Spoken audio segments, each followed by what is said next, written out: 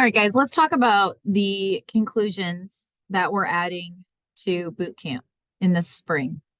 So boot camp is due with early submission for extra credit. You get 5% if you turn it in May 6th, regular credit if you turn it in by May 9th. Please make sure for essay boot camp that you are coding everything. Those files are on Schoology. If you don't highlight or underline the way you're supposed to, I'm going to automatically take points off. It's a really easy way for you to earn points on the essay. I make them points on the essay so you guys get a better grade. Okay. So there is a method to my madness. Make sure you're coding your thesis correctly, your context correctly, and your body paragraphs. If I flip through your boot camp and I automatically see that it's not coded correctly, I'm going to put it in a pile where you're automatically getting downgraded. It's actually the first time I wipe through the grades. And again, I'm doing it because it's an easy way to accumulate points so you can get a good grade on a summative. So please understand that it's coming from a point of like, okay, essays are hard. If they code it correctly, they can get a better grade. So put the work in to code it correctly. As you can see here, I've coded my conclusion and I'm going to walk you through what I want. The AP World exam last year had an issue with the SAQs, and this year they've changed rubrics for SAQs and they've changed rubrics for the essays. So much so that the word conclusion is nowhere to be found on the rubrics for the LAQ and the DBQ, which means you don't necessarily have to have one in order to get full credit for these essays. That kind of puts teachers in a difficult position because my biggest goal is that you write a complete essay so you can get the points. And I will play the game that College Board wants me to play so you accumulate those points. And if a conclusion doesn't bring you there, then why write one? Well, my strategy to attack this is you only get 2 opportunities to get a thesis point. You can get it in the first paragraph or in the last paragraph. Now, I've already trained you to put your thesis statement in the last sentence in your first body paragraph. That's your context. Last sentence is your thesis. What we're going to do at the end of your essay, sometimes when you write, your essay evolves. You get better. You remember things you didn't remember. And all of a sudden, it might change a little bit. And that's okay. It's natural. You might even change your thesis. You might even go back to the beginning and erase and change your thesis. It happens. So let's say in the beginning, what you originally intended for your thesis statement to be evolves throughout your essay. It changes a little bit. The last paragraph that I want you guys to write, or the last statement in your thesis, is either a concluding statement or it's going to be a concluding paragraph. And this is what you're going to do. So here I have my example that I've been using all year, the Columbian Exchange essay. Evaluate the extent to which the Columbian Exchange fostered change in the Americas from 1491 to 1700. This is a change essay. I have my thesis statement up here. I have my body paragraph right here, and here's my conclusion. So what I want you guys to do for your conclusion statement, I want you to rewrite your thesis. That's number 1. You're going to rewrite your thesis, but you're going to add more specifics from each body paragraph in your thesis.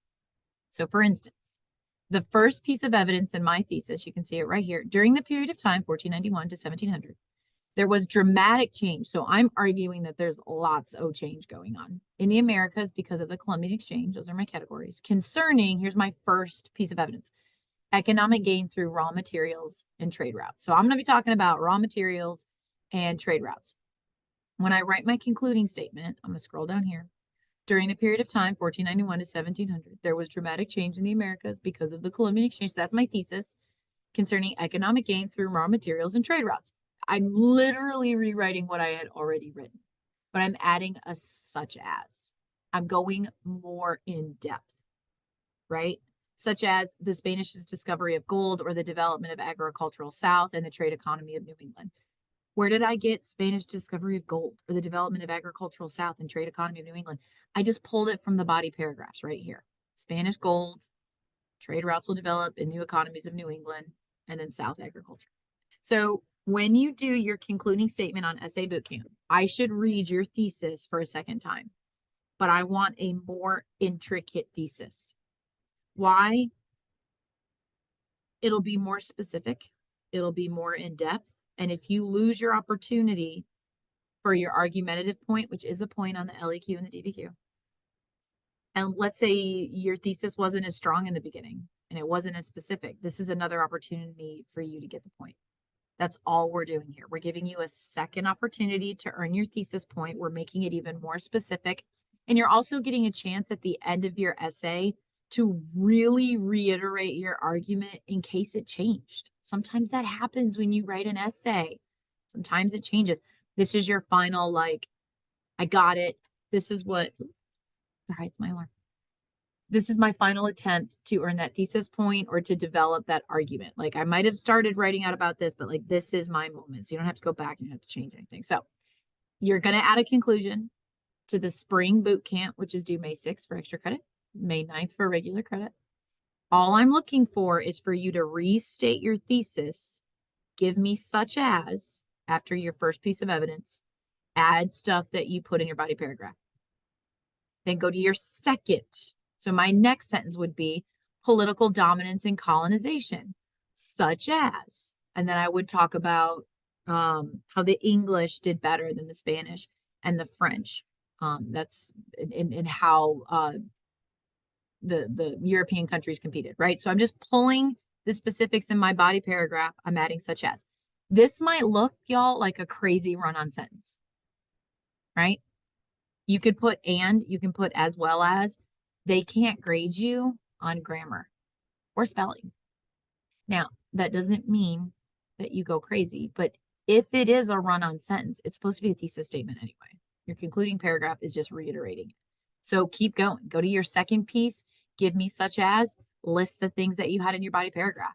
Go to your third piece of evidence. Give me a such as, and list those additional things in your body paragraph.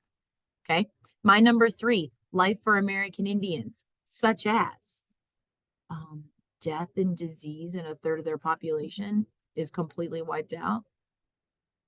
That's going to be one of the huge topics in that body paragraph.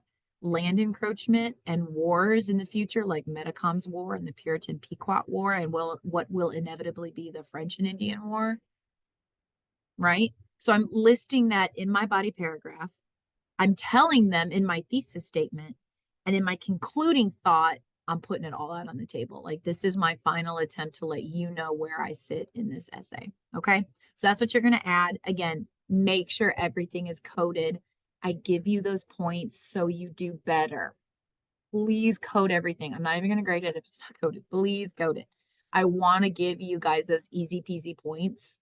And it's just a great way to do really, really well on the summative. Let me know if you have any questions. Y'all are going to do amazing. Yeah. And that's it. That's it for conclusions.